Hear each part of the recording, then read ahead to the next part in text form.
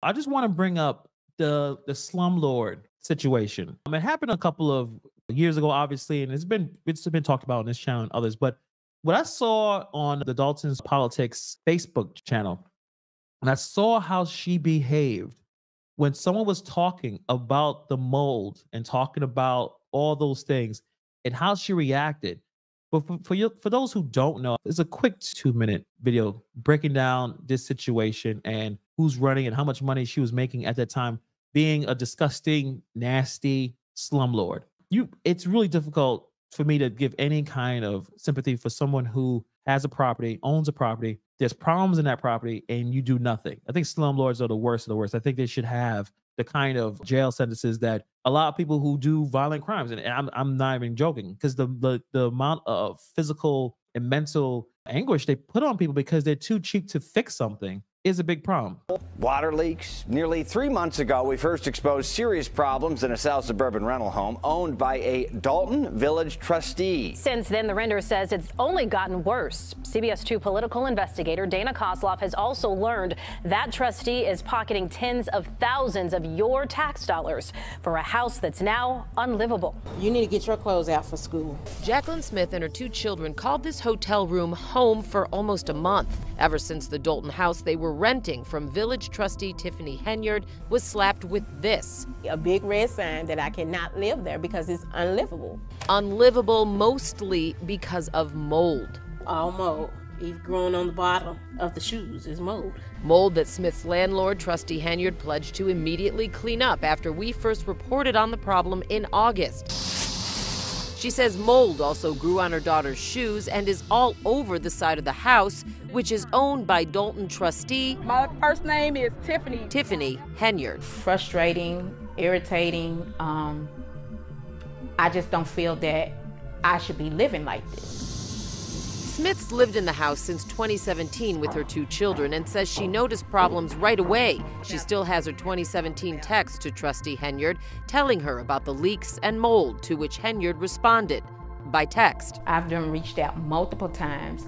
She says she's gonna send someone, no one comes. She has sent someone out here for the mold one time and they just sprayed the oven spray, leaving her feeling helpless. And then I felt like my back is against the wall because you are a trustee. It's why the single mom, a domestic violence survivor and whose rent is subsidized, says she reached out to us. That and concerns about her children's health.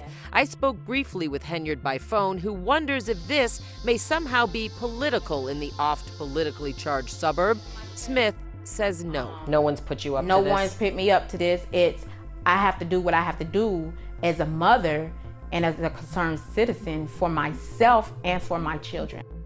Through a rep tonight, trustee Henyard says the house just passed an inspection back in May. She relies on a handyman for repairs and is saddened, quote, to hear that it's in that condition. And that's where it started. Smith says workers came and painted. The house even passed a village inspection.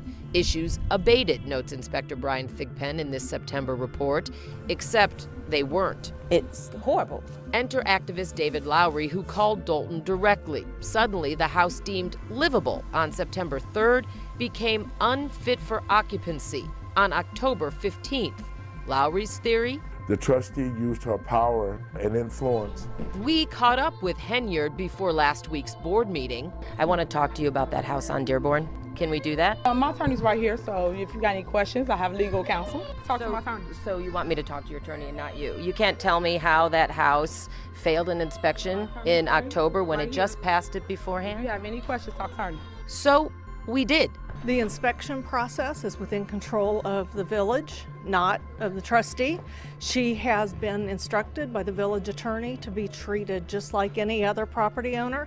Dalton's attorney says the house's inspection history is under investigation, and village records show a slew of past problems, with the house passing, then failing, then passing inspections for years, even before the Housing Authority of Cook County approved it as a rental property eligible for government housing assistance money, or Section 8.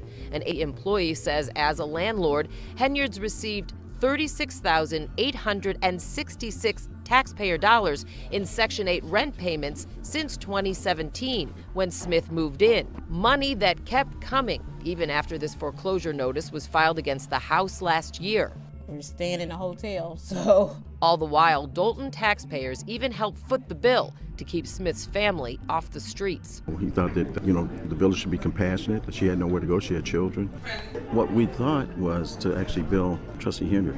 I learned this afternoon that Jacqueline Smith and her kids are now staying with a friend. The village is no longer paying for the hotel, and she doesn't have the money. I'm still waiting on a list of any citations Trustee Henyard received because of that house. In the newsroom, Dana Kozlov, CBS 2 News. So the reason why I showed you that is that man that was approached by the family that was speaking on their behalf. He actually went to one of these trustee meetings and was able to speak. And I want you to see how Henyard looked. That she did not care. There's not. I don't know if it's a bone in her body that cares about other human beings. So I'm going to just show you guys this real quick. Kids done got sick. Their clothes got mold on it. It's termites in the house. It's feces under the house. This place is unlivable, and she has not did anything to fix the place up. She was put on the news about this house. She came in and she used an inspector. Look at her face. First of all, I mean, Shay can talk about this hairstyle, but I won't. But it looks weird. It looks a little weird. She don't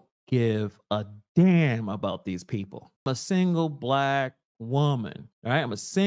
I'm a mother. That's what she says. And she don't give a damn about that single mom and her kids. Look at her face. No level of care, not even thinking that, you know what, I messed up. So I collected over 30 grand and I didn't take care of these people in this house. She didn't care. Just look at her face. You're wasting my time even talking. Just terrible. Quicken and another guy named Frank. I got his information now. They will be added to the lawsuit as well as. Look at that. They got sick. Their clothes got mold on it. It's termites in the house. It's feces under the house. This place is unlivable, and she has not did anything to fix the place up. She was put on the news about this house. She came in and she used an inspector, Quicken, and another guy named Frank. I got his information now. Just look at that. Like it's kind of similar when Judge Dyer was giving her the business at the last township meeting. This is what the people in Dalton have. We're dealing with this for years. The township have to deal with this. The woman does not care about anybody but herself. They will be added to the lawsuit as well as the trustee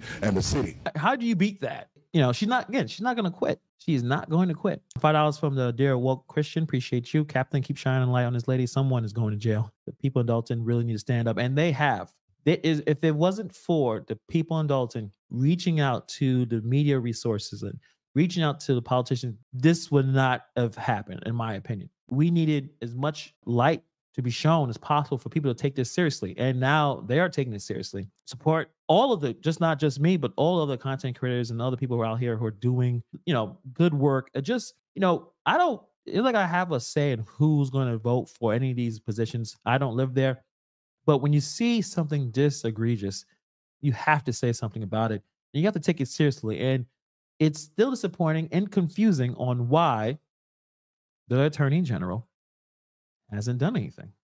And now it looks like he's going to be bailed out by the FBI. But it's still interesting in why he didn't do anything. When the cries of the people in Dalton were loud enough that he heard something and he didn't care. And I think that needs to be investigated as well. She's a narcissistic sociopath. There's definitely some narcissism. Probably, yeah. I mean, I think one of the things that, again, I'm not a psychiatrist, but with sociopaths and narcissistic behaviors is they don't understand the feelings of another person. They have some ability, but they're able to craft in their heads of, well, I'm the victim. Something's done wrong with me. They don't really care about others. And without treatment, it can, become a serious problem.